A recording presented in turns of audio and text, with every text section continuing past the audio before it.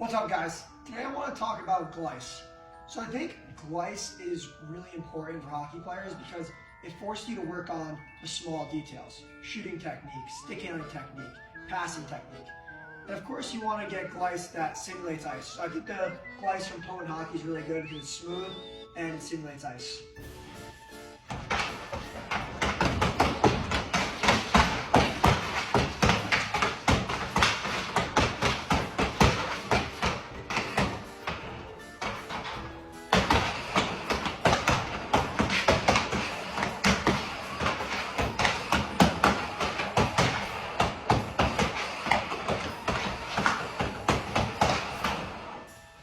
So you can see the puck moves very smoothly on it, and it's really good and it simulates like real ice.